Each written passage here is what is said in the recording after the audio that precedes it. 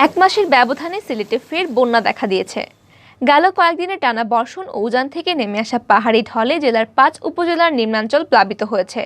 তলিয়ে গেছে রাস্তাঘাট, পানি ঢুকে পড়েছে নিম্নাঞ্চলের বাড়িঘর, ব্যবসা প্রতিষ্ঠান ও শিক্ষা প্রতিষ্ঠানে। সুরমা ও কুশিয়ারা সহ জেলার সবকটি নদীর পানি বৃদ্ধিও অব্যাহত রয়েছে। সুরমার পানি একাধিক পয়েন্টে বিপদসীমার উপর দিয়ে প্রবাহিত হচ্ছে। এর আগে গত ১৫ মে থেকে সিলেট জুড়ে ভয়াবহ বন্যা দেখা দিয়েছিল। এতে পানিবন্দী হয়ে পড়েছিলেন জেলার প্রায় ৪ লাখ মানুষ। আবহাওয়া অধিদপ্তর ও পানি উন্নয়ন বোর্ড সূত্র জানায়, গেল কয়েকদিন থেকে সিলেটে অবিরাম বৃষ্টি হচ্ছে। এছাড়া সিলেটের উজানে ভারতের মেঘালয় ও আসামের পাহাড়ি এলাকায়ও ভারী বর্ষণ হয়েছে। এতে করে সিলেটের প্রধান দুই নদী সুরমা ও কুশিয়ারার পানি বৃদ্ধি পেতে শুরু করে। মঙ্গলবার রাত থেকে কোথাও নদীর ডাইক ভেঙে আবার কোথাও তীর উপচে পানি লোকালয়ে প্রবেশ করা শুরু করেছে। সিলেটের গোয়েনঘাট, কোম্পানিগঞ্জ, কানাইঘাট, জৈন্তাপুর উপজেলার নিম্নাঞ্চল প্লাবিত হয়ে লাখ লাখ মানুষ পানিবন্দী হয়ে পড়েছেন। গোয়েনঘাট উপজেলার বেশ কয়েকটি সড়ক পানিতে তলিয়ে যাওয়ায় বিভিন্ন স্থানে সড়ক যোগাযোগ বিচ্ছিন্ন হয়ে পড়েছে। উপজেলা সদর, পূর্ব ও পশ্চিম জাফলং, মধ্য জাফলং, পূর্ব ও পশ্চিম আলীরগাঁও, রুস্তমপুর, তোয়াকুল ও লেঙ্গুড়া ইউনিয়নের ৯০% এলাকা বন্যা কবলিত হয়ে পড়েছে। গোয়েনঘাটের উপজেলা নির্বাহী কর্মকর্তা তাহমিলুর রহমান জানান, এক মাসের মধ্যে দ্বিতীয় দফা বন্যায় বিপুল সংখ্যক মানুষ পানিবন্দী হয়ে পড়েছেন।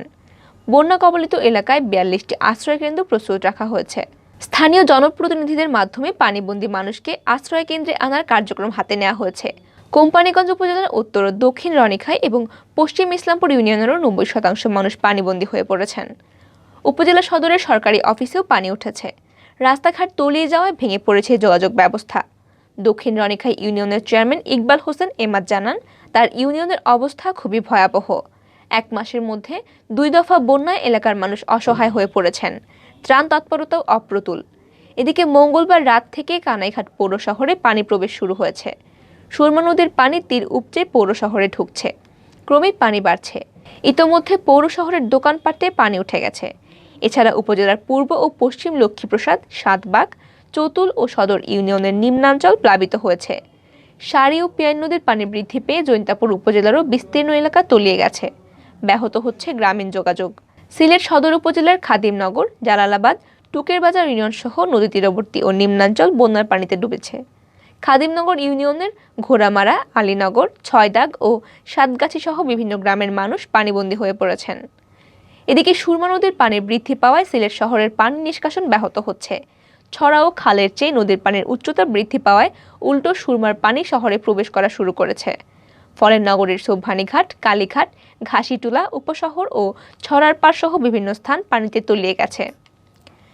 পানি বাসাবাড়ি ও ব্যবসা প্রতিষ্ঠানে ঢুকে মানুষের বিড়ম্বনা বাড়িয়ে দিয়েছে।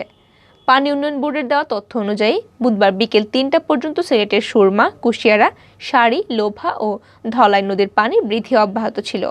সুরমা নদীর পানি কানাইঘাট ও সিলেট পয়েন্টে যথাক্রমে বিপদসীমার ১১৪ ও ৮ সেন্টিমিটার উপর দিয়ে প্রবাহিত হচ্ছে। এই দুই পয়েন্টে সুরমার পানি দ্রুত বাড়ছে বলে জানিয়েছে পানি উন্নয়ন বোর্ড।